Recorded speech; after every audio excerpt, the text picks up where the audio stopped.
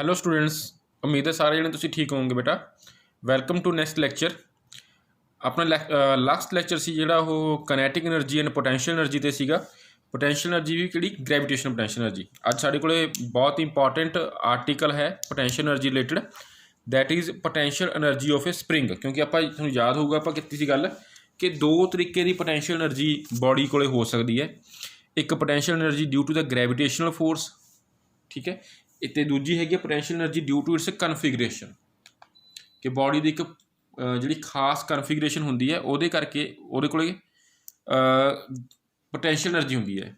Configuration मीनस वो shape, जो असी किसी बॉडी की शेप जो आप चेंज कर दें तो वो अंदर पोटैंशियल एनर्जी जमा हो जाती है।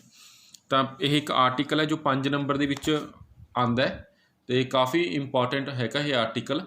तो ध्यान नाल तुसीं इहनूं समझना है की है। हुण देखो स्प्रिंग साडे कोल कई तरह तरीके के हो सकते हैं।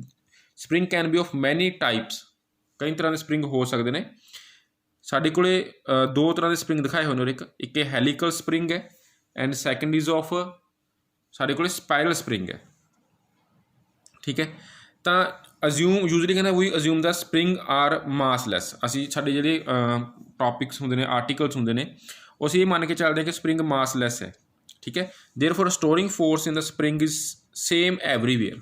तो जां आपां मान के चलने कि हरेक यूनीफॉर्म मास है स्प्रिंग का, तो हरेक पार्ट के विच बराबर जी रिस्टोरिंग फोर्स जमा होगी। रिस्टोरिंग फोर्स की होंगी आप अगे गल करते हैं।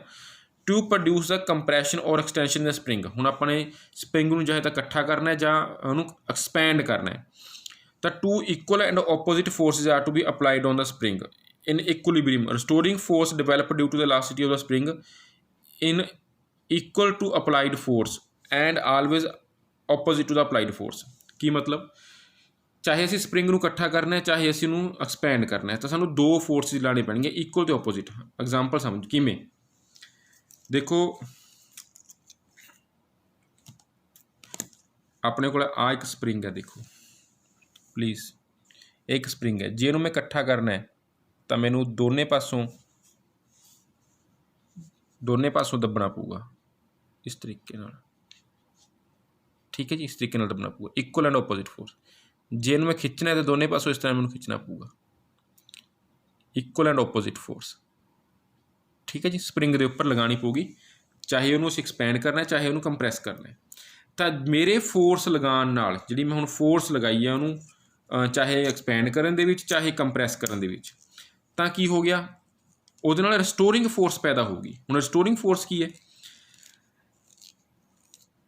मेरी लगाई गई फोर्स के कारण, जो मैं फोर्स लगाई है उहदे कारण बॉडी दे विच रिस्टोरिंग फोर्स पैदा हो जूगी। In equilibrium restoring force develop due to elasticity. हुण स्प्रिंग की है, इलास्टिक है, उन्होंने आपां कंप्रैस करता पर वो इलास्टिक नेचर का। जदों मैं अपनी फोर्स हटा लूँगा तो वापस अपनी शेप च आने की कोशिश करूँगा, ठीक है। जो मैं हटा लूँगा फोर्स तो वापस अपनी पहले वाली शेप च आने की कोशिश करूँ। वो नेचर जी हम बोलते हैं इलास्टिसिटी। तो वो इलास्टिसिटी करके ही रिस्टोरिंग फोर्स वो अंदर जमा होगी। मैं दबिया तो वो अंदर फोर्स जमा होगी, जो मैं छड़ता तो वो फोर्स उन्होंने दोबारा पहले वाली पोजीशन पर ले आऊगी। खिंच लिया जो मैं छड़ता तो वो फोर्स उन्होंने दोबारा पहले वाली पोजीशन च ले आऊगी, ठीक है। तो रिस्टोरिंग फोर्स जी होंगी अप्लाइड फोर्स के ओपोजिट होंगी है। A definite amount of work has to be done against the restoring force. तो आपको की करना पऊगा, रिस्टोरिंग फोर्स के अगेंस्ट काम करना पऊगा इन बोथ कंप्रैसिंग और स्ट्रैचिंग द स्प्रिंग। चाहे असीं खिंचना स्प्रिंग नूं चाहे असीं दबना है, काम करना पऊगा रिस्टोरिंग फोर्स के उल्ट। This work done is stored in the spring in the form of elastic potential energy. तो यही वर्क जिहड़ा असीं करांगे स्प्रिंग नूं दबण या खिंचण च, यही वर्क जमा हो जूगा in the form of potential energy. मतलब सिंपल जी गल यह है कि जो भी आप किसी बॉडी के उपर वर्क करते हैं तो वर्क करने नाल उहदी शेप चेंज हो जाती है, उहदी कन्फिगरेशन चेंज हो जाती है। चाहे वो एक स्प्रिंग है, चाहे वो एक साडे कोले जिहड़ी हुंदी है अपने कोले टैनिस की बॉल वो है, चाहे एक रबड़ की बॉल है, ठीक है, चाहे एक रबड़ की साडे कोल जिन्होंने आपां कहने आ छल्ला जिन्होंने बोलते हैं रबड़ का, तो वह है। जो भी आप वर्क करते हैं साडे वालों कुछ फोर्स खर्च की जाती है किसी बॉडी की शेप या कन्फिगरेशन चेंज करने दे विच, तो वो जी फोर्स होंदी है जिहड़ा वर्क किया गया उही उहदे अंदर जमा हो जाता इन the form of potential energy, that is called elastic potential energy. not only potential energy, that is called elastic potential energy. So potential energy of a spring is the energy associated with the state of compression or expansion of an elastic spring. ਤਾਂ potential energy ਜਿਹੜੀ ਹੈਗੀ ਹੈ ਉਹ ਜੁੜੀ ਹੋਈ ਹੈ ਕਾਹਦੇ ਨਾਲ, state of compression, ਚਾਹੇ ਉਹਨੂੰ ਦੱਬਿਆ ਗਿਆ ਚਾਹੇ ਉਹਨੂੰ ਖਿੱਚਿਆ ਗਿਆ ਇੱਕ elastic spring ਨੂੰ।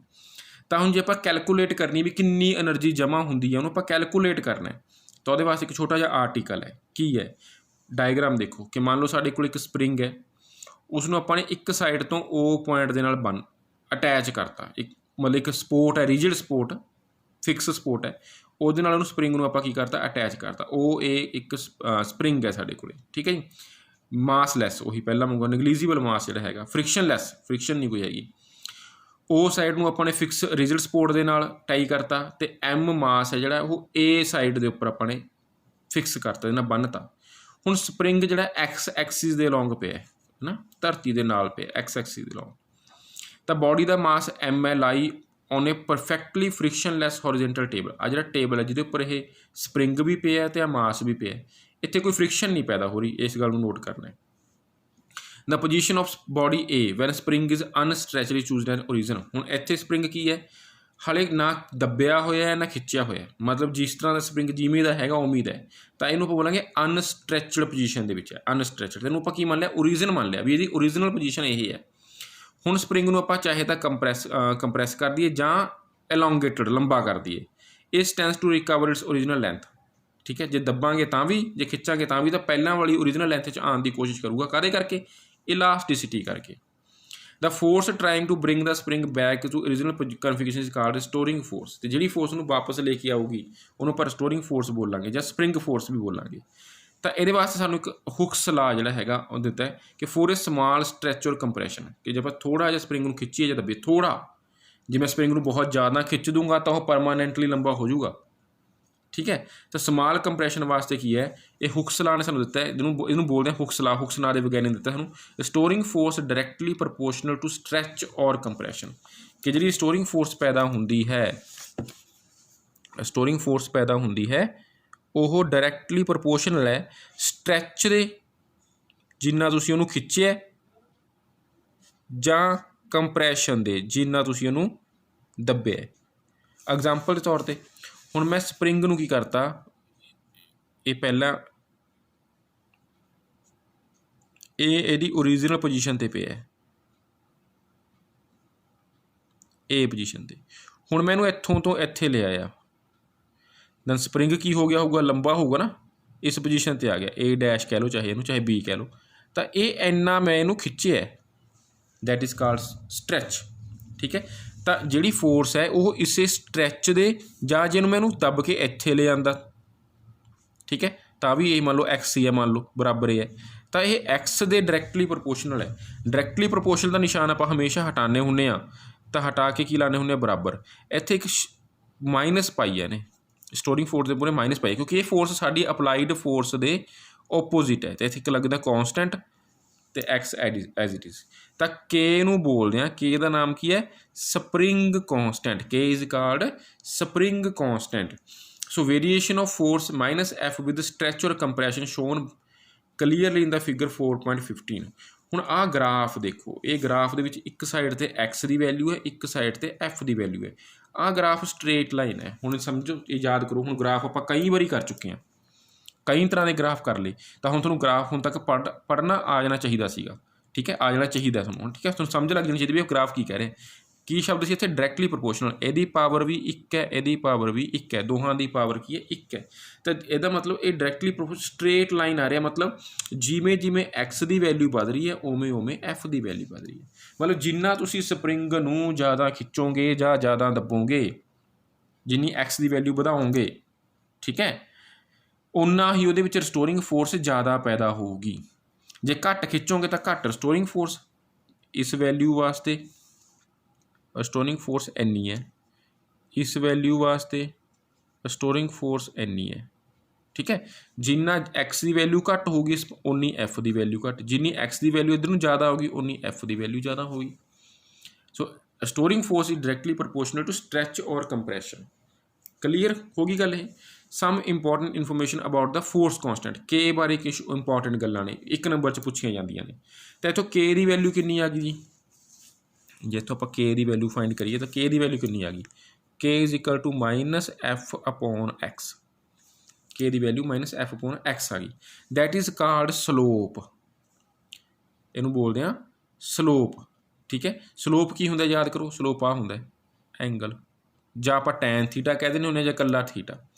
ਸੋ force constant of spring is equal to the slope of force versus stretch ਵੀ f/x। ਸਲੋਪ ਗ੍ਰਾਫ ਦੇ ਵਿੱਚ ਸਲੋਪ ਕੀ ਹੁੰਦਾ ਹੈ, ਆਹ ਚੀਜ਼ ਹੁੰਦੀ ਹੈ। ਸਲੋਪ ਨੂੰ ਆਪਾਂ ਜਦੋਂ ਥੀਟਾ ਜਾਂ, ਕਿਉਂਕਿ ਮੈਂ ਦੱਸਿਆ ਇਸਨੂੰ ਯਾਦ ਕਰੋ, ਜੇ ਐਂਗਲ ਸਮੋਲ ਹੈ ਤਾਂ ਥੀਟਾ ਅਤੇ ਟੈਨ ਥੀਟਾ ਜਾਂ ਸਾਈਨ ਥੀਟਾ ਇਹ ਬਰਾਬਰ ਹੁੰਦੇ ਨੇ। ਥੀਟਾ ਨੂੰ ਟੈਨ ਥੀਟਾ ਦੇ ਬਰਾਬਰ ਲਿਖਦੇ, ਸਾਈਨ ਥੀਟਾ ਨੂੰ ਥੀਟਾ ਬਰਾਬਰ ਲਿਖਦੇ। ਕਿਉਂ, ਜੋ ਥੀਟਾ ਦੀ ਵੈਲਿਊ 0 ਹੈ ਤਾਂ ਇਹ ਵੀ 0 ਹੈ ਤਾਂ ਆ ਵੀ 0 ਹੈ। ਜਿਵੇਂ ਜਿਵੇਂ ਥੀਟਾ ਵੱਧਦਾ ਦੋਨਾਂ ਦੀ ਵੈਲਿਊ ਵੱਧਦੀ ਹੈ। ਤਾਂ ਟੈਨ ਥੀਟਾ ਕਦੇ ਬਰਾਬਰ ਹੋਊਗਾ, ਦੇਖੋ ਹੁਣ tan theta that is equal to perpendicular upon base, ਲੰਬ ਬਟਾ ਆਧਾਰ। ਲੰਬ ਕੀ ਹੈ, ਆਹ ਥੀਟਾ ਹੈ ਤਾਂ ਆਹ ਸਾਹਮਣੇ ਵਾਲੀ ਸਾਈਡ ਲੰਬ ਹੈ। ਇਹ ਲੰਬ ਕੀ ਸ਼ੋ ਕਰ ਰਹੀ ਹੈ, ਇਹ ਆਹ ਕਾਹਦੇ ਬਰਾਬਰ ਹੈ, ਇਹਦੇ। ਇੱਧਰ ਨੂੰ ਕੀ ਹੈ, ਫੋਰਸ, ਇਹ ਫੋਰਸ ਦੀ ਵੈਲਿਊ ਦੱਸ ਰਹੀ ਹੈ। ਬੇਸ ਕੀ ਹੈ, ਆਹ ਵਾਲਾ, ਇਹ ਕਾਹਦੀ ਵੈਲਿਊ ਦੱਸ ਰਹੀ ਹੈ, ਐਕਸ ਦੀ। ਤਾਂ ਸਾਡੇ ਕੋਲ ਆਹ ਕੀ ਚੀਜ਼ ਹੋ ਗਈ, ਸਲੋਪ। ਸਲੋਪ ਕਾਹਦੇ ਬਰਾਬਰ ਹੈਗਾ, ਫੋਰਸ ਕੌਂਸਟੈਂਟ ਦੇ ਬਰਾਬਰ ਆ ਗਿਆ। ਹੁਣ ਇਹਦੀ ਯੂਨਿਟ ਕੀ ਬਣ ਗਈ, ਕੇ ਦੀ। ਉੱਪਰ ਕੀ ਹੈ, ਫੋਰਸ, ਫੋਰਸ ਦੀ ਯੂਨਿਟ ਹੁੰਦੀ ਹੈ ਨਿਊਟਨ, ਡਿਸਟੈਂਸ ਦੀ ਹੁੰਦੀ ਹੈ ਮੀਟਰ, ਤਾਂ ਬਣ ਗਈ ਨਿਊਟਨ ਮੀਟਰ। ਡਿਮੈਂਸ਼ਨਲ ਫਾਰਮੂਲਾ ਕੀ ਬਣ ਗਿਆ ਕੇ ਦਾ, ਫੋਰਸ ਦਾ mLt-2, ਇਹਦਾ L ਹੁੰਦਾ, ਡਿਸਟੈਂਸ ਦਾ L ਨਾਲ L ਕੈਂਸਲ ਹੋ ਗਿਆ, mt-2। ਠੀਕ ਹੈ, ਯੂਨਿਟ ਵੀ ਪੁੱਛੀ ਜਾਂਦੀ ਹੈ ਕਿ what is the unit of K, dimension formula of K. Greater the force constant of spring, smaller value the stretch ਔਰ ਕੰਪਰੈਸ਼ਨ। ਹੁਣ ਸਮਝੋ ਇਹਦੀ ਮਹੱਤਤਾ ਕੀ ਹੈ, ਇਹਦੀ ਇੰਪੋਰਟੈਂਸ ਕੀ ਹੈ, ਕਿਉਂ ਪੜ੍ਹ ਰਹੇ ਹਾਂ ਫੋਰਸ ਕੌਂਸਟੈਂਟ ਨੂੰ, ਜਾਂ ਆਪਾਂ ਸਪਰਿੰਗ ਕੌਂਸਟੈਂਟ ਨੂੰ ਕਿਉਂ ਪੜ੍ਹ ਰਹੇ ਹਾਂ। ਇਹ ਸਾਨੂੰ ਇਹ ਦੱਸਦਾ ਹੈ ਕਿ ਸਪਰਿੰਗ ਦੀ ਤੜ ਕਿੰਨੀ ਹੈ, ਜਿਹਨੂੰ ਆਪਾਂ ਆਮ ਭਾਸ਼ਾ ਪੰਜਾਬੀ ਭਾਸ਼ਾ ਕਹਿੰਦੇ ਤੜ ਕਿੰਨੀ ਹੈ।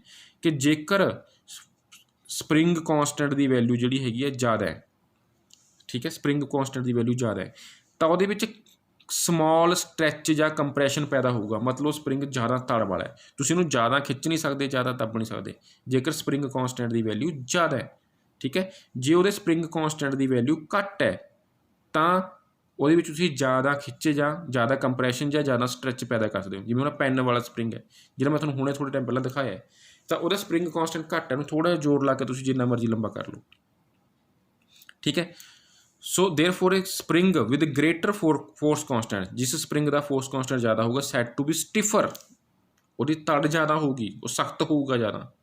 ਅਤੇ ਜੇ ਸਪਰਿੰਗ ਕੌਂਸਟੈਂਟ ਦੀ ਵੈਲਿਊ ਘੱਟ ਹੋਊਗੀ ਤਾਂ ਉਹ ਸੌਫਟ ਹੋਊਗਾ। ਹੁਣ ਜਿਹੜਾ ਤੁਹਾਡਾ PES ਦਾ ਟੈਸਟ ਹੋਇਆ ਹੈ ਨਾ, ਤਾਂ ਇਹਦੇ ਵਿੱਚ ਅਜਿਹੀਆਂ ਇਨਫੋਰਮੇਸ਼ਨ ਹੀ ਪੁੱਛੀਆਂ ਜਾਂਦੀਆਂ ਨੇ। ਇਹ 'ਚ ਤੁਹਾਡੀ ਡੂੰਘਾਈ ਸਮਝੀ ਵੀ ਤੁਹਾਨੂੰ ਕਿੰਨੀ ਡੂੰਘਾਈ ਤੱਕ ਜਿਹੜਾ ਹੈਗਾ ਕੰਸੈਪਟ ਪਤਾ ਨੇ। ਇਹੋ ਜਿਹੇ ਕੁਐਸਚਨ ਹੀ ਉਹ ਤੁਹਾਡੇ ਤੋਂ ਐਕਸਪੈਕਟ ਕਰਦੇ ਨੇ ਤਾਂ ਕਿ ਤੁਹਾਨੂੰ ਇਹਨਾਂ ਦੇ ਆਨਸਰ ਆਉਂਦੇ ਹੋਣਗੇ। ਤਾਂ ਤੁਹਾਨੂੰ ਇਹੀ ਕੁਐਸਚਨ ਮੰਨ ਲਓ ਪਾਉਣਾ ਹੋਵੇ PES ਦੇ ਵਿੱਚ, ਤੁਹਾਨੂੰ ਕੀ ਘੁਮਾ ਕੇ ਪਾਊਗਾ। ਠੀਕ ਹੈ, ਤਾਂ ਵਿੱਚ ਮੰਨ ਲਓ ਵੀ ਹੈਵ ਟੂ ਵਹੀਕਲ, ਜਾਂ ਆਪਾਂ two type of spring, one of the spring of the cycle and second is the spring used in the in the car. ਠੀਕ ਹੈ, so which spring has more value of the spring constant, ਕਿਹਦੀ ਜ਼ਿਆਦਾ spring ਕੌਂਸਟੈਂਟ ਦੀ value ਹੋਊਗੀ। ਠੀਕ ਹੈ, ਤਾਂ ਇੱਥੋਂ ਆਪਾਂ ਨੂੰ ਪਤਾ ਹੈ ਕਿ ਜਿਹੜਾ ਸਾਈਕਲ ਦੇ ਵਿੱਚ ਸਪਰਿੰਗ ਲੱਗਿਆ ਹੋਊਗਾ ਉਹ 'ਚ ਇੰਨੀ ਜ਼ਿਆਦਾ ਤੜ ਨਹੀਂ ਹੋਊਗੀ, ਕਿਉਂਕਿ ਉਹਦਾ ਵਜਨ ਘੱਟ ਹੈ। ਉਹਦੇ ਪਰ ਇੱਕੋ ਬੰਦਾ ਬੈਠਣਾ, ਬਸ ਤੋਂ ਦੋ ਬੰਦੇ ਬੈਠਣੇ ਨੇ। ਪਰ ਜਿਹੜਾ ਕਾਰ ਹੈ, ਕਾਰ ਦੇ ਵਿੱਚ ਆਪਣਾ ਵਜਨ ਵੀ ਹੈ, ਫਿਰ ਉਹ 'ਚ 4 ਬੰਦੇ 5 ਬੰਦੇ ਬਹਿ ਵੀ ਸਕਦੇ ਨੇ। ਤਾਂ ਉਹ 'ਚ ਜਿਹੜਾ ਸਪਰਿੰਗ ਲੱਗੂਗਾ ਉਹ ਜ਼ਿਆਦਾ ਤੜ ਵਾਲਾ ਹੋਣਾ ਚਾਹੀਦਾ, ਨਹੀਂ ਤਾਂ ਵੈਸੇ ਹੀ ਸਪਰਿੰਗ ਨਾਲ ਲੱਗ ਜੂਗਾ। ਠੀਕ ਹੈ, ਤਾਂ ਉਹਦੇ ਵਿੱਚ ਕੀ ਹੈ, ਤੜ ਜ਼ਿਆਦਾ ਹੋਊਗੀ। ਤਾਂ ਦੋਵਾਂ ਵਿੱਚੋਂ ਸਪਰਿੰਗ ਕੌਂਸਟੈਂਟ ਦੀ ਵੈਲਿਊ ਕਿਹਦੀ ਜ਼ਿਆਦਾ ਹੋਊਗੀ, ਜਿਹਦੀ ਤੜ ਜ਼ਿਆਦਾ ਹੈ, ਦੈਟ ਇਜ਼ ਕਾਰ ਦੇ ਸਪਰਿੰਗ ਦੀ। ਤਾਂ ਇਸ ਤਰ੍ਹਾਂ ਦੇ ਉਹ ਐਪਲੀਕੇਸ਼ਨ ਦੇ ਬੇਸਡ ਕੁਐਸਚਨ ਜ਼ਿਆਦਾ ਤੁਹਾਡੀ ਨੌਲੇਜ ਚੈੱਕ ਕਰਦੇ ਨੇ ਕਿ ਕਿੰਨੀ ਡੂੰਘਾਈ 'ਚ ਤੁਹਾਡੀ ਨੌਲੇਜ ਹੈਗੀ ਹੈ। ਜਿਹੜਾ ਹੁਣ ਤੁਹਾਨੂੰ ਪੇਪਰ ਆਇਆ ਸੀ ਇਹ ਵੈਰੀ ਈਜ਼ੀ ਸੀ। ਤੁਹਾਨੂੰ ਜਿਹੜੀ ਲੈਟਰ ਭੇਜਿਆ ਸੀ ਉਹ 'ਚ ਲਿਖਿਆ ਹੋਇਆ ਸੀ ਸਪੈਸ਼ਲ ਕਿ ਪੇਪਰ ਸੌਖਾ ਆਊਗਾ, ਪਰ ਇਹ ਐਕਚੁਅਲ ਦੇ ਵਿੱਚ PES ਦਾ ਕੋਈ ਪੇਪਰ ਨਹੀਂ ਹੁੰਦਾ। ਇਹ ਪੰਜਾਬ ਵੱਲੋਂ ਇੱਕ ਪੇਪਰ ਲਿਆ ਜਾ ਰਿਹਾ। ਐਕਚੁਅਲ ਪੇਪਰ ਹੁੰਦਾ NAS ਦਾ, ਨੈਸ਼ਨਲ ਅਚੀਵਮੈਂਟ ਸਰਵੇ, ਜੋ ਕਿ ਆਪਣੇ ਕੋਲੇ ਨਵੰਬਰ ਜਾਂ ਦਸੰਬਰ 'ਚ ਹੋਣਾ। ਇਹ ਉਹਦੀ ਤਿਆਰੀ ਹੈ, ਸਮਝੋ ਮੇਰੀ ਗੱਲ ਨੂੰ, ਇਹ ਉਹਦੀ ਤਿਆਰੀ ਹੈ। ਤਾਂ ਉਹਦੀ ਤਿਆਰੀ ਜੇ ਤੁਸੀਂ ਕਰਨੀ ਹੈ ਤਾਂ ਇਸ ਬੁੱਕ ਦੇ ਵਿੱਚ ਦਿੱਤਾ ਗਈ ਕੱਲੀ ਕੱਲੀ ਲਾਈਨ ਤੁਸੀਂ ਥੋਰੋਲੀ ਪੜ੍ਹਨੀ ਹੈ। ਇਹ ਨਹੀਂ ਕਿ ਜੋ ਮੈंने ਤੁਹਾਨੂੰ PDF ਭੇਜਤੀਆਂ, ਵੈਸੇ PDF ਦੇ ਵਿੱਚ ਕੁਛ ਕਟਿੰਗ ਨਹੀਂ ਹੁੰਦੀ, ਮੈਂ ਫਿਰ ਵੀ ਕੋਸ਼ਿਸ਼ ਕਰਦਾ ਕਿ ਘੱਟ ਕੱਟਾਂ। ठीक है। तो वो तुसी कल्ली कल्ली लाइन ये दिते हुए जो डब्बे गुलाबी रंग दिते हुए डब्बे वो जो पिछे क्वेश्चन दिते हैं अंदर क्वेश्चन दिते हुए हैं, ठीक है, वो तुसी चंगी तरह उन्होंने पढ़ना है तो समझना है। समझ तां आओगे जो तुसी मेरा वीडियो लैक्चर नूं ध्यान नाल सुनोगे तो रैगूलरली सारे लैक्चर देखोगे, ठीक है। चलो आप अगे चलते हैं। तो जेकर एक्स की वैल्यू 1 होवे, हुण जे आपां के दी वैल्यू फाइंड करनी है, if x is equal to 1 तो एक्स की वैल्यू की आ गई इत्थे भरती आपां ने 1, तो k is equal to minus F upon 1 that is minus F is equal to की आ गया के।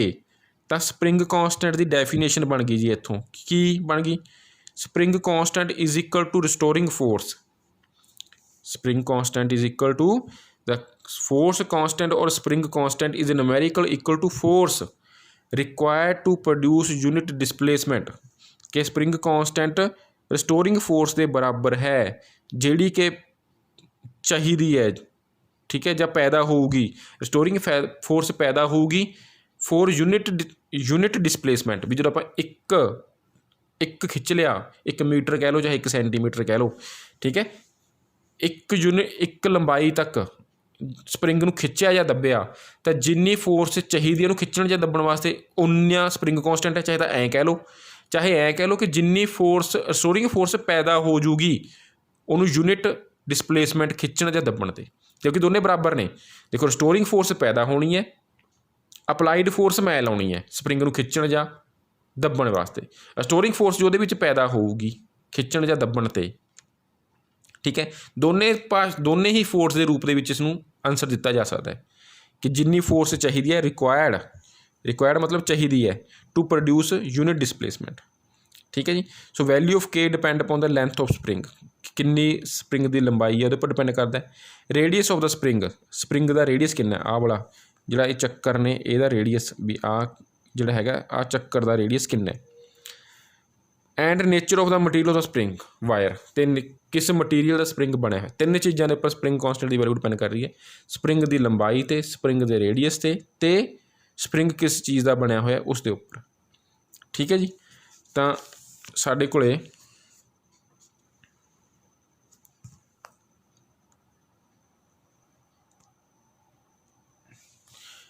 हाँ जी इस चीज़ तो की पता लग गया, इट इस्टैबलिश दैट स्प्रिंग के इनवर्सली प्रपोर्शनल टू लेंथ, जो 3 चीज़ां कही ने ना हुण कि एक तो लंबाई पर डिपेंड करता है, एक रेडियस पर डिपेंड करता है, एक डिपेंड करता है नेचर ऑफ मटीरियल तो ये पता लग्या कि जो स्प्रिंग कॉन्सटेंट है वह लंबाई दे इनवर्सली प्रपोर्शनल है, मतलब जिन्ना स्प्रिंग लंबा होगा उन्ना स्प्रिंग कॉन्सटेंट घट होगा। जे स्प्रिंग कॉन्सटेंट घट होगा मतलब जी तड़ की होगी घट होगी, जिन्ना स्प्रिंग लंबा होगा उन्ना स्प्रिंग कॉन्सटेंट घट होगा, तो स्प्रिंग कॉन्सटेंट घट होगा तो तड़ घट होगी, जे स्प्रिंग कॉन्सटेंट वध होगा तो तड़ की होगी वध होगी।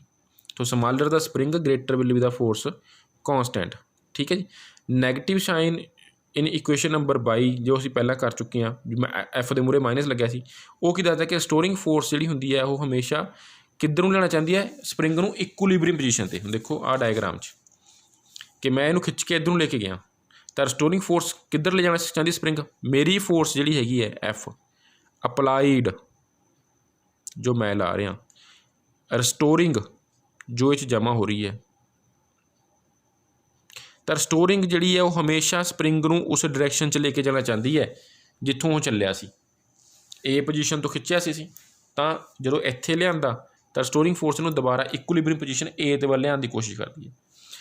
सो लैट कहता बॉडी जी डिसप्लेस असीं करते हैं थोड़ी जी, हुण आपां ने वैल्यू फाइंड करनी है कितनी एनर्जी जमा हुई, हुण तक आपां एनर्जी की वैल्यू नहीं गल कीती आपां ने।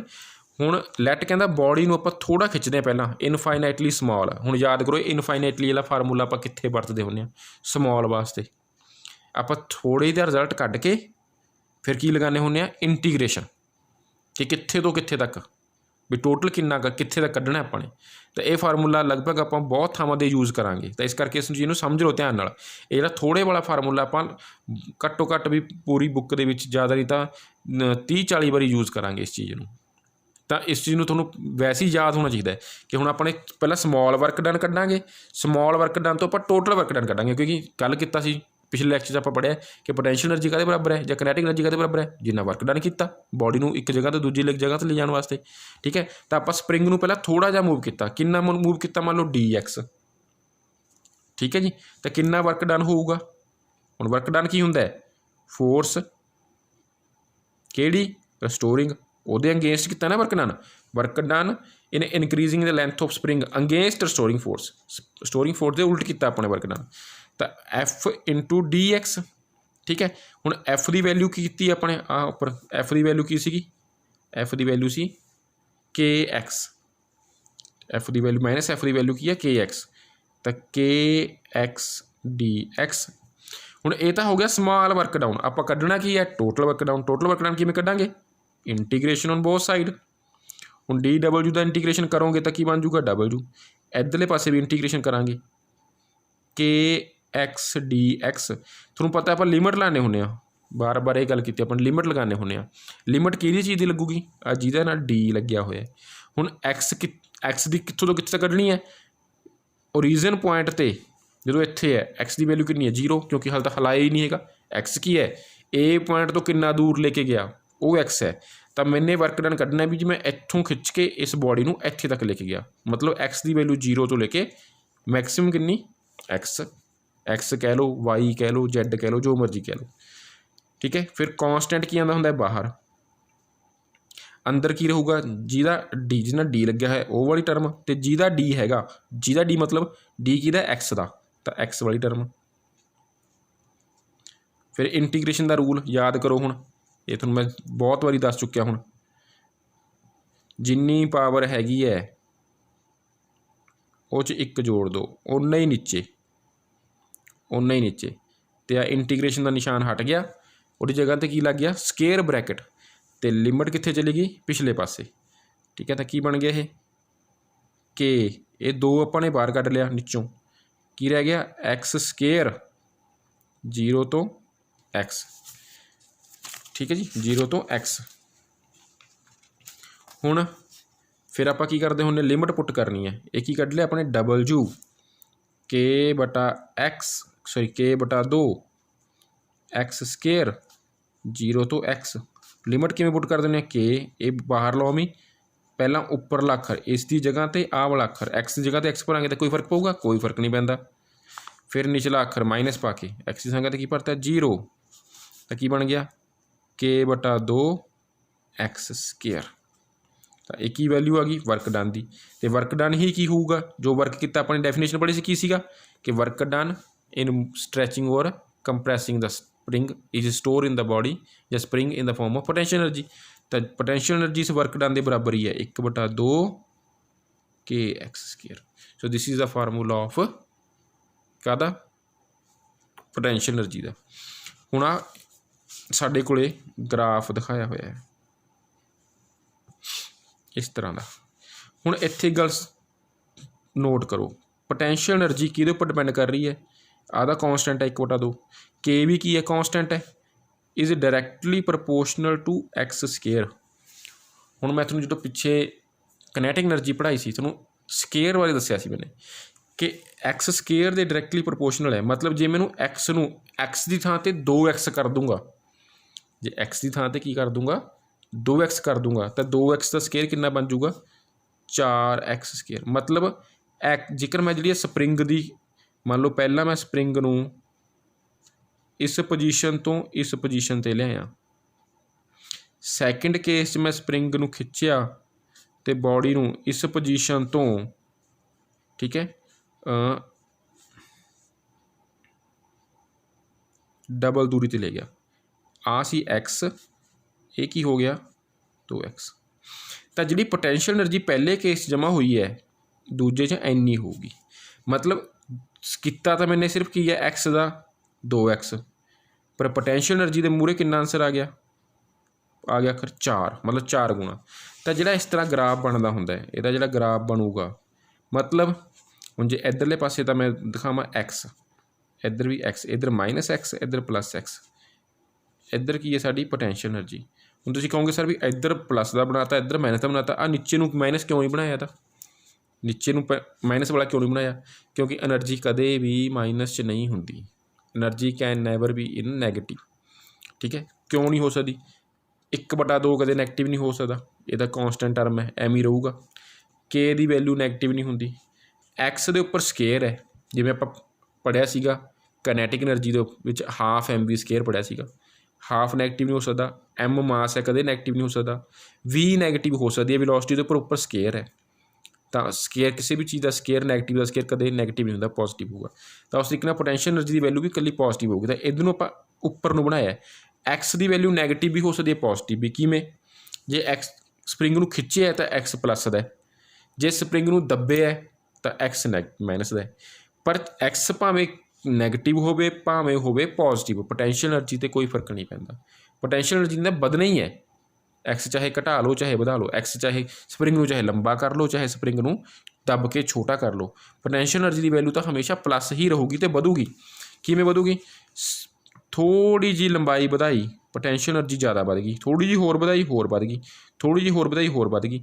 ਮਤਲਬ ਇੱਧਰ ਨੂੰ ਜ਼ਿਆਦਾ ਘੱਟ ਵਧੂ ਐਕਸ ਵਾਲੇ ਪਾਸੇ ਨੂੰ, ਉੱਪਰ ਨੂੰ ਜ਼ਿਆਦਾ ਵਧੂ। ਕਿਉਂ? ਕਿਉਂਕਿ ਐਕਸ ਦੇ ਉੱਪਰ ਸਕੇਅਰ ਹੈ।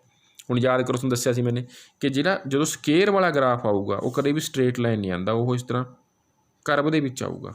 ਹੁਣ ਜੇ ਇਸ ਤਰ੍ਹਾਂ ਹੀ ਇੱਧਰ ਨੂੰ ਜਿਵੇਂ ਸਪਰਿੰਗ ਨੂੰ ਦੱਬਾਂ ਤਾਂ ਪੋਟੈਂਸ਼ੀਅਲ ਐਨਰਜੀ ਜ਼ਿਆਦਾ ਵਧੂਗੀ, ਥੋੜ੍ਹਾ ਜਿਹਾ ਹੋਰ ਦੱਬਾਂ ਤਾਂ ਹੋਰ ਜ਼ਿਆਦਾ ਵਧੂਗੀ, ਥੋੜ੍ਹਾ ਜਿਹਾ ਹੋਰ ਦੱਬਾਂ ਤਾਂ ਮਤਲਬ ਐਕਸ ਨੂੰ ਥੋੜ੍ਹਾ ਵਧਾਊਂਗਾ ਪਰ ਪੋਟੈਂਸ਼ੀਅਲ ਐਨਰਜੀ ਜ਼ਿਆਦਾ ਵਧੂਗੀ। ਹੁਣ ਇਹ ਦੋਨੇ ਵੈਲਿਊ, ਇੱਧਰ ਨੂੰ ਐਕਸ ਪਲੱਸ ਦੀ ਹੈ, ਇੱਧਰ ਨੂੰ ਐਕਸ ਮਾਈਨਸ ਦੀ ਹੈ। ਹੁਣ ਐਕਸ ਮਾਈਨਸ ਹੋ ਰਹੀ ਹੈ ਪਰ ਪੋਟੈਂਸ਼ੀਅਲ ਐਨਰਜੀ ਤਾਂ ਉੱਪਰ ਨੂੰ ਹੀ ਜਾ ਰਹੀ ਹੈ, ਪਲੱਸ ਵਾਲੀ ਸਾਈਡ ਨੂੰ, ਨੀਚੇ ਨਹੀਂ ਆ ਰਹੀ। ਹੁਣ ਆਹ ਸ਼ੇਪ ਦੱਸੋ ਕਿਹੜੀ ਬਣ ਗਈ? ਯਾਦ ਕਰੋ ਹੁਣ ਇਹ ਸ਼ੇਪ ਕਿਹੜੀ ਬਣ ਗਈ? That is parabolic. ਇਹ ਸ਼ੇਪ ਕੀ ਹੈ? ਪੈਰਾਬੋਲਿਕ। ਠੀਕ ਹੈ, hyperbola, sorry not called parabola, that is called hyperbola. ਠੀਕ ਹੈ, ਸੋ ਇਹ ਗ੍ਰਾਫ ਇੰਪੋਰਟੈਂਟ ਹੈ ਵੀ ਕਿਵੇਂ ਬਣਿਆ।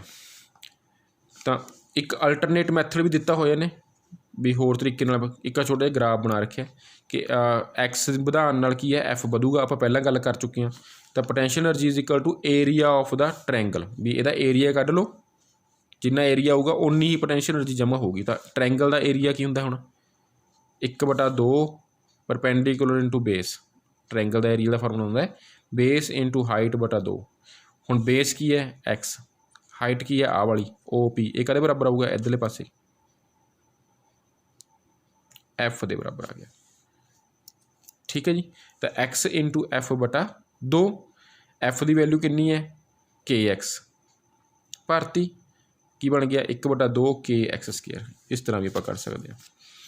ਹੁਣ regarding potential energy of spring the following point should be clearly understood. ਕੁਛ ਗੱਲਾਂ ਨੂੰ ਧਿਆਨ 'ਚ ਰੱਖਣਾ ਕਿ A is normal position of the body in the unstretch position. A ਕੀ ਹੈ? ਇਹਦੀ ਨੋਰਮਲ ਬੋਡੀ, ਨੋਰਮਲ ਪੋਜੀਸ਼ਨ ਹੈ ਕਿ ਨਾ ਇਹ ਖਿੱਚਿਆ ਹੋਇਆ ਨਾ ਇਹ ਦੱਬਿਆ ਹੋਇਆ। When body is pulled from A to B, ਜਦ ਆਪਾਂ ਨੂੰ ਖਿੱਚ ਕੇ A ਤੋਂ B 'ਤੇ ਲੈ ਗਏ, ਕਿੰਨਾ ਮੂਵ ਕਰ ਲਿਆ? X। ਤਾਂ ਵਰਕ ਡਨ ਕਿਹਦੇ ਅਗੇਂਸਟ ਹੋਇਆ? ਰਿਸਟੋਰਿੰਗ ਫੋਰਸ ਦੇ ਅਗੇਂਸਟ ਹੋਇਆ। Work done is against the restoring force. ਤਾਂ ਪੋਟੈਂਸ਼ੀਅਲ ਐਨਰਜੀ ਕਿੰਨੀ ਪੈਦਾ ਹੋਈ ਹੈ? 1/2 KX square. If we were to leave the body at B, ਜੇ B 'ਤੇ ਲੈ ਜਾ ਕੇ ਛੱਡਤਾ, B 'ਤੇ ਲੈ ਜਾ ਕੇ ਬੋਡੀ ਨੂੰ ਛੱਡਤਾ ਤਾਂ ਕਿੱਧਰ ਨੂੰ ਵਾਪਸ ਆਊਗੀ ਇਹ? B ਤੋਂ ਆਊਗੀ ਇੱਧਰ ਨੂੰ, ਅੰਦਰ ਨੂੰ ਵਾਪਸ ਆਊਗੀ। ਪਰ ਕੀ A 'ਤੇ ਆ ਕੇ ਖੜ੍ਹ ਜੂਗੀ? ਹੁਣ ਸੋਚੋ, ਸਪਰਿੰਗ ਨਾਲ ਇੱਕ ਚੀਜ਼ ਬੰਨ੍ਹ ਕੇ ਤੁਸੀਂ ਇਹਨੂੰ ਖਿੱਚ ਕੇ ਛੱਡਤਾ, ਕੀ ਸਪਰਿੰਗ ਜਾ ਕੇ ਦੁਬਾਰਾ A 'ਤੇ ਰੁਕ ਜੂਗਾ? ਤਾਂ ਆਪਾਂ ਨੂੰ ਪਤਾ ਨਹੀਂ। ਕਿਉਂ ਨਹੀਂ ਰੁਕਦਾ? ਹੁਣ ਯਾਦ ਕਰੋ unit number 2, inertia. Inertia of motion. Motion 'ਚ ਹੈ ਸਪਰਿੰਗ ਤਾਂ ਉਹ ਮੋਸ਼ਨ 'ਚ ਰਹਿਣ ਦੀ ਕੋਸ਼ਿਸ਼ ਕਰੂਗਾ ਅਤੇ A ਤੋਂ ਕੀ ਲੰਘ ਜੂ? ਅੱਗੇ ਲੰਘ ਜੂ। ਪਰ ਜਦੋਂ A ਤੋਂ ਅੱਗੇ ਲੰਘ ਗਿਆ ਤਾਂ ਫਿਰ ਰਿਸਟੋਰਿੰਗ ਫੋਰਸ ਪੈਦਾ ਹੋਊਗੀ, ਕਿਉਂਕਿ ਜਦੋਂ ਤੱਕ ਉਹ A ਪੋਜੀਸ਼ਨ 'ਤੇ, ਆਪਣੀ ਅਸਲੀ ਪੋਜੀਸ਼ਨ 'ਤੇ, ਬਿਨਾਂ ਖਿੱਚੀ ਹੋਈ ਪੋਜੀਸ਼ਨ 'ਤੇ, ਤਾਂ ਉਹ 'ਚ ਕੋਈ ਰਿਸਟੋਰਿੰਗ ਫੋਰਸ ਪੈਦਾ ਨਹੀਂ ਹੁੰਦੀ। ਠੀਕ ਹੈ, ਅਤੇ ਰਿਸਟੋਰਿੰਗ ਫੋਰਸ ਕੀ ਕਰਦੀ ਹੈ? ਇਹ ਲਾਈ ਗਈ ਜਾਂ ਜਿੱਧਰ ਨੂੰ ਮੋਸ਼ਨ ਹੋ ਰਿਹਾ ਸਪਰਿੰਗ ਦੇ ਉਹਦੇ ਉਲਟ ਹੁੰਦੀ ਹੈ, ਉਹਨੂੰ ਮੋਸ਼ਨ ਨੂੰ ਰੋਕਣ ਦੀ ਕੋਸ਼ਿਸ਼ ਕਰਦੀ ਹੈ। ਤਾਂ A ਤੋਂ ਜਦੋਂ ਸਪਰਿੰਗ ਅੱਗੇ ਲੰਘੀ, ਬੋਡੀ ਅੱਗੇ ਲੰਘੀ, ਤਾਂ ਇਹ 'ਚ ਰਿਸਟੋਰਿੰਗ ਫੋਰਸ ਵਧਣੀ ਸ਼ੁਰੂ ਹੋ ਜੂ। ਇੱਕ ਪੁਆਇੰਟ 'ਤੇ ਜਾ ਕੇ ਇਹ ਹੋਰ ਅੱਗੇ ਵਧਣਾ ਕੀ ਹੋ ਜੂਗਾ? ਬੰਦ ਹੋ ਜੂਗਾ। ਹੁਣ ਰਿਸਟੋਰਿੰਗ ਫੋਰਸ ਇੱਥੋਂ ਦੁਬਾਰਾ ਕੀ ਕਰੂਗੀ? ਇਹਨੂੰ ਪਿੱਛੇ ਵਾਪਸ ਲੈ ਕੇ ਆਓ। किधर नूं ए वाले पासे नूं। की ए ते आके रुक जू, नहीं रुकदा, किधर चला जाऊगा, फिर बी ते पहुँच जूगा। ठीक है, तो फिर उत्थे की पैदा होगी रिस्टोरिंग फोर्स, तो बी तो फिर वापस खिंच के रिस्टोरिंग फोर्स किधर लियाऊगी ਉਹਨੂੰ वापस ए वाले पासे नूं। की रुक जूगा, नहीं रुकदा, फिर सी वाले पासे नूं। हुण जे असीं मन के चलीए कि स्प्रिंग दे विच कोई फ्रिक्शन नहीं हैगी, तो जिस सतह के उपर ये बॉडी पई है उत्थे भी कोई फ्रिक्शन नहीं हैगी, तो स्प्रिंग लगातार अनंत समय तक लगातार इस तरीके नाल वाइब्रेट करता रहूगा। पर नॉर्मली आपां नूं पता है कि थोड़े टाइम बाद स्प्रिंग ने की कर देना, रुक जाना है। क्यों? क्योंकि इत्थे फ्रिक्शन है, स्प्रिंग दे विच भी फ्रिक्शन पैदा होंदी है उहदे फैलण ते सुंगड़न दे नाल। जिहड़ी सतह दे उपर बॉडी अगे पिछे हो रही है उस सतह नाल भी फ्रिक्शन पैदा होंदी है, तो फ्रिक्शन की करदी है, अपोज करदी है मोशन दा, उहनूं रोकदी है। ठीक है, तो ए पॉइंट ते एक्स किन्ना है 0, ए ते तां खिले ही नहीं हो, तो पोटेंशियल एनर्जी कितनी है 0।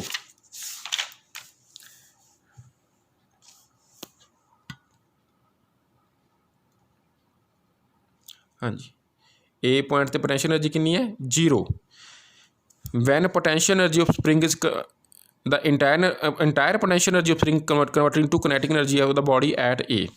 तो ए ते पोटेंशियल एनर्जी 0 नहीं हैगी। हुण कहा की है ने कि पहला असीं स्प्रिंग नूं ए पोजीशन ते है, फिर ए तो असीं खिच के ले गए इहनूं कित्थे,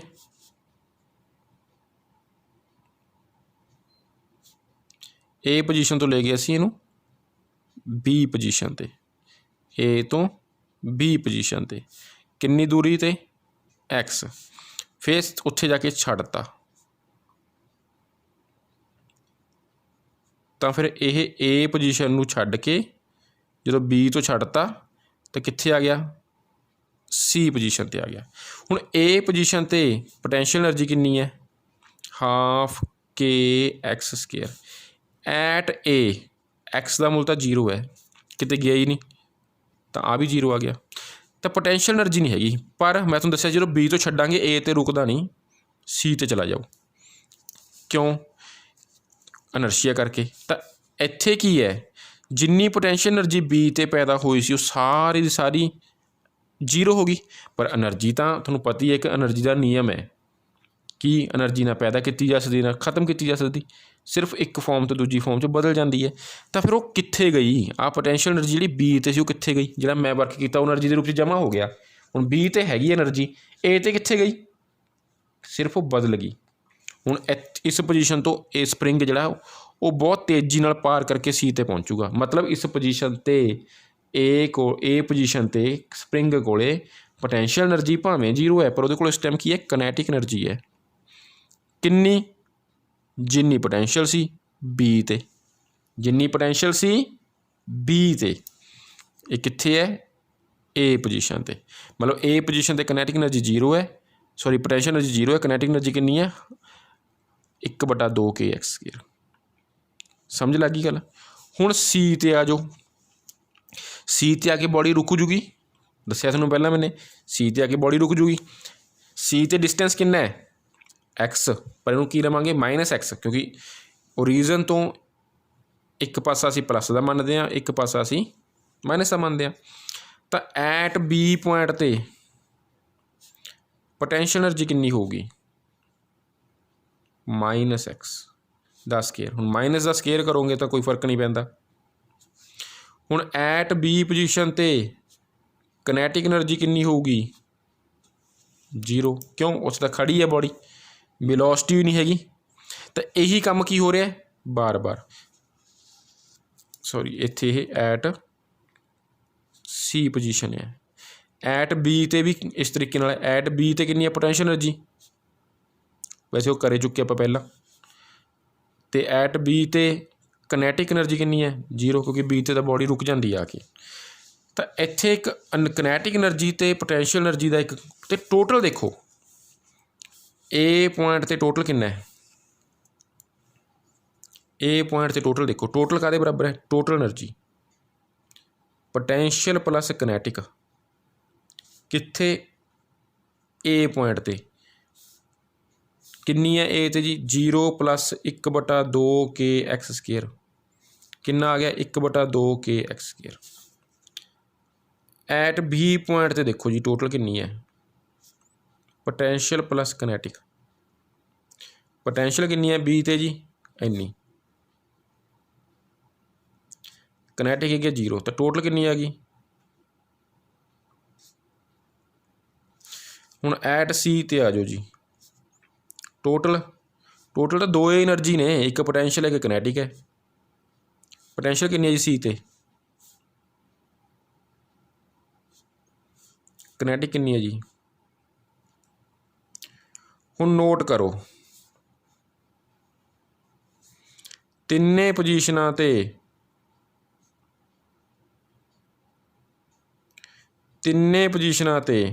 टोटल सेम है, तिन्ने पोजीशनां ते टोटल सेम है,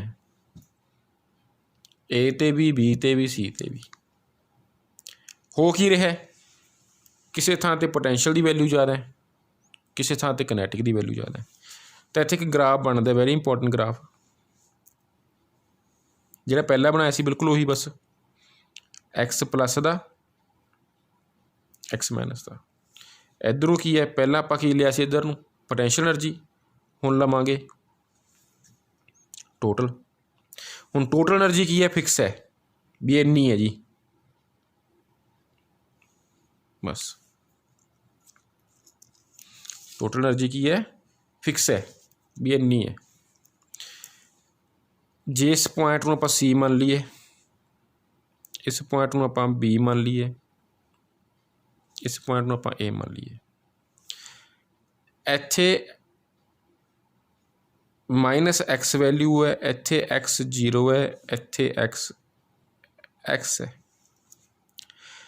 तो सी पॉइंट ते किहड़ी एनर्जी है जी, सी पॉइंट ते पोटेंशियल है किन्नी, जिन्नी टोटल है, सी पॉइंट ते जिन्नी टोटल है 1/2 kx², उन्नी की है पोटेंशियल, बराबर ने। सी पॉइंट ते पोटेंशियल मतलब सारी एनर्जी पोटेंशियल करके ही है, इनू ऐ समझो। एनर्जी भावें बॉडी को दो ने, कनेटिक ते पोटेंशियल, पर सी पॉइंट ते कल्ली पोटेंशियल है, उन्नी सारी टोटल है। तो आ सी पॉइंट ते इत्थे पोटेंशियल है। ए पॉइंट ते पोटेंशियल कितनी है देखो, ए पॉइंट ते पोटेंशियल 0 है, ए पॉइंट ते पोटेंशियल कितनी है, इत्थे की है, इत्थे है पोटेंशियल एनर्जी। हुण अपना ग्राफ किहदा बन रहा सीगा उदों, जिहड़ा पहलां बनाया अपने एनर्जी का, वो इस तरह का बन रहा सी ना। हुण बी पॉइंट ते पोटेंशियल कितनी है, इत्थे है जी पोटेंशियल। ग्राफ किहड़ा बन किहो जिहा बन रहा सी उदों, करवट बनता ना, क्योंकि स्केयर नाल बदलना है। हुण देखो सी पॉइंट ते कनेटिक कितनी है 0, मतलब इत्थे कनेटिक है। ए पॉइंट ते कनेटिक कित्थे है, इन्नी है जिन्नी टोटल है, मतलब इत्थे कनेटिक है। बी पॉइंट ते कनेटिक कितनी है 0, मतलब इत्थे है कनेटिक। तो इहदा ग्राफ किवें जाऊगा,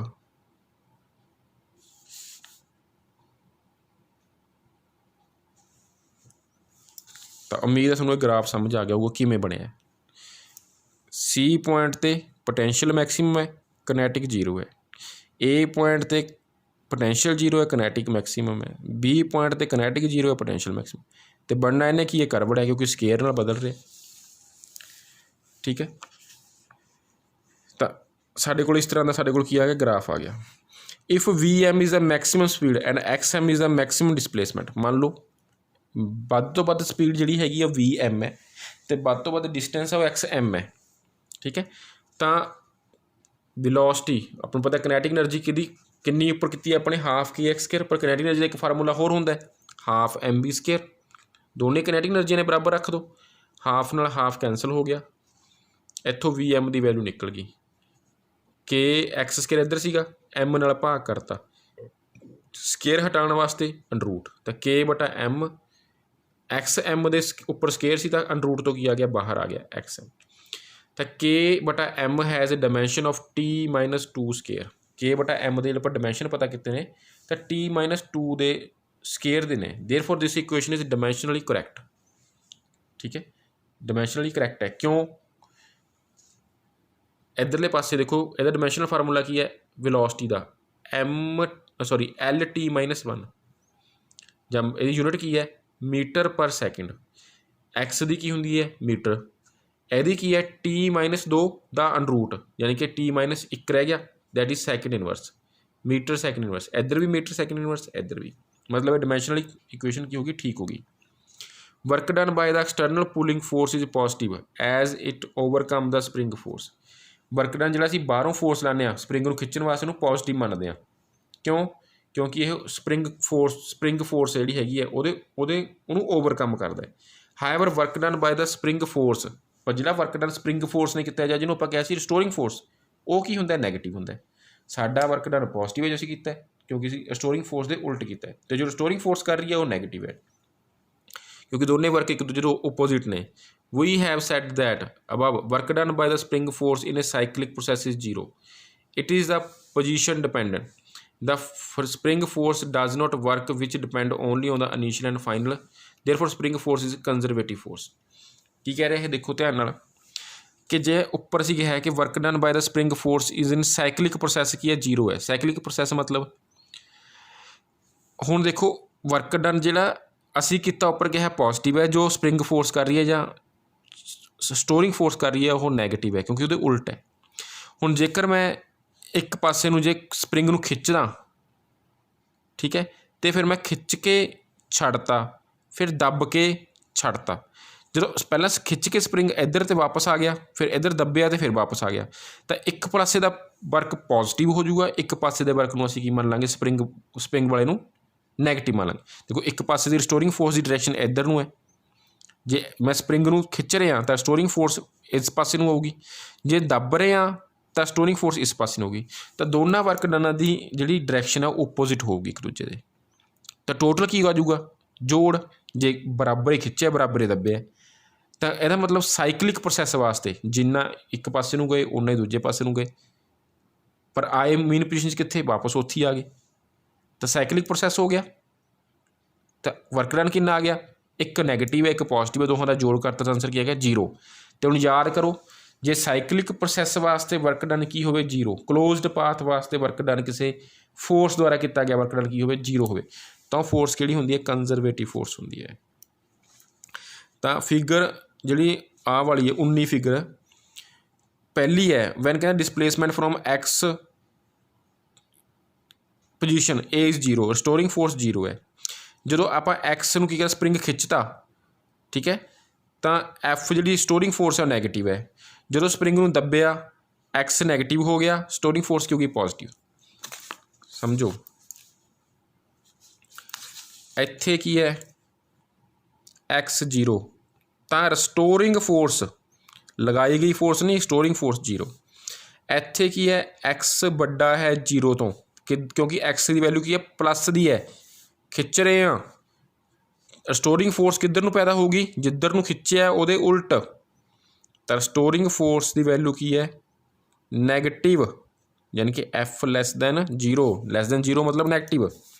ਜਦੋਂ ਸਪਰਿੰਗ ਦੱਬਿਆ ਕੰਪਰੈਸ ਕੀਤਾ ਤਾਂ ਐਕਸ ਦੀ ਵੈਲਿਊ ਕੀ ਹੈ ਨੈਗੇਟਿਵ, ਯਾਨੀ ਕਿ ਲੈਸ ਦੈਨ 0। ਰਿਸਟੋਰਿੰਗ ਫੋਰਸ ਦੀ ਡਾਇਰੈਕਸ਼ਨ ਕਿੱਧਰ ਨੂੰ ਹੈ ਇੱਧਰ ਨੂੰ, ਕਿੱਧਰ ਨੂੰ ਪਲੱਸ ਵਾਲੇ ਪਾਸੇ ਨੂੰ, ਤਾਂ F greater than 0। So plot of storing force versus displacement, ਤਾਂ ਜਦੋਂ ਅਸੀਂ ਗਰਾਫ ਬਣਾਇਆ ਸਟੋਰਿੰਗ ਫੋਰਸ ਅਤੇ ਡਿਸਪਲੇਸਮੈਂਟ ਦੇ ਵਿਚਾਲੇ, ਤਾਂ ਇਸ ਤਰ੍ਹਾਂ ਦਾ ਗਰਾਫ ਆਇਆ। ਐਕਸ ਪਲੱਸ ਦੀ ਹੈ, ਸਟੋਰਿੰਗ ਫੋਰਸ ਨੈਗੇਟਿਵ ਹੈ, ਨੀਚੇ ਨੂੰ ਹੈ ਦੇਖੋ ਆਹ ਪਲੱਸ ਵਾਲਾ ਇੱਧਰ ਮਾਈਨਸ ਹੈ, ਸਟੋਰਿੰਗ ਫੋਰਸ ਮਾਈਨਸ ਵਾਲੇ ਪਾਸੇ ਨੂੰ ਹੈ। ਜਦੋਂ ਐਕਸ ਪਲੱਸ ਹੈ, ਜਦੋਂ ਐਕਸ ਮਾਈਨਸ ਵਾਲੇ ਪਾਸੇ ਨੂੰ ਹੈ, ਇੱਧਰ ਮਾਈਨਸ ਐਕਸ ਹੈ, ਮਾਈਨਸ ਵਾਲੇ ਪਾਸੇ ਨੂੰ ਹੈ, ਤਾਂ ਐਫ ਦੀ ਵੈਲਿਊ ਕੀ ਹੈ ਪਲੱਸ ਦੀ ਆਉਂਦੀ ਹੈ ਠੀਕ ਹੈ।